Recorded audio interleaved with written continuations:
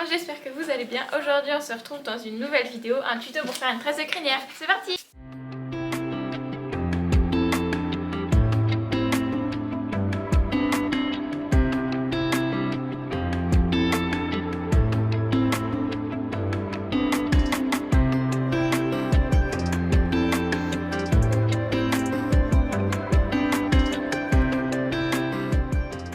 Donc on va sélectionner quelques élastiques.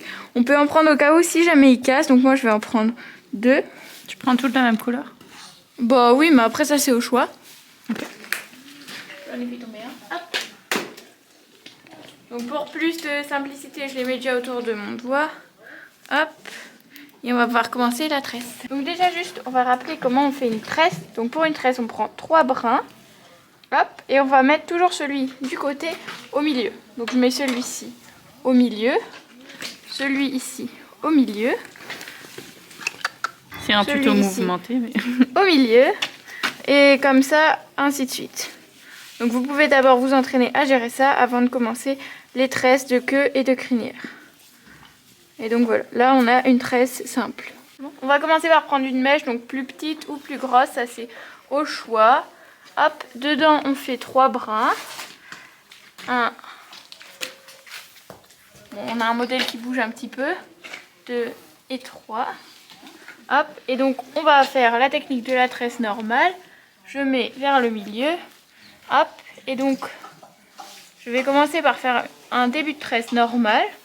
Et une fois que je suis revenue au brin du dessus ici, je vais prendre une petite mèche.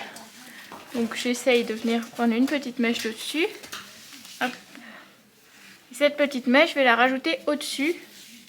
Voilà. Et donc je les prends ensemble. Hop. Et puis ensuite, je continue ma tresse. Et puis je vais faire ça, je vais venir faire ça en fait à l'infini. Hop. Donc je serre bien pour qu'elle tienne mieux. Et puis ce sera un petit peu plus beau.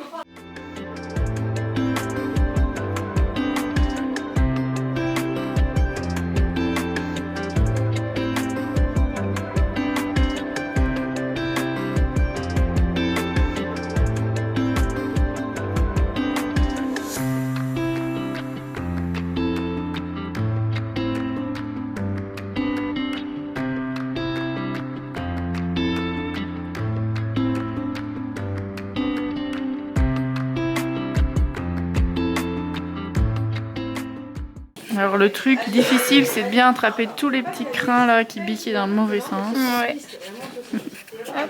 Je me permets d'ajouter des petits commentaires à votre tuto. Et donc au fur et à mesure, on va pouvoir relâcher pour qu'elle devienne de plus en plus longue. Donc moi j'ai quand même fait courte. On peut faire une tresse donc des talons qui est toute collée ici, ou une encore plus longue, si le cheval a bien de la crinière. Ça on relâche au fur et à mesure, j'attrape ma mèche un peu plus loin.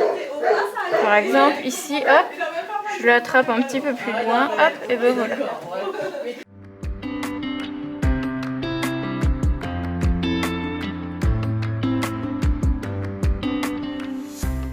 Donc une fois qu'on est arrivé à la dernière mèche de crin, donc s'il reste des petits crins ici, c'est pas grave. On termine en faisant une tresse classique. Et puis on vient mettre l'élastique. Ou les élastiques, c'est comme vous voulez. Moi je vais en mettre qu'un parce que de toute façon on travaille.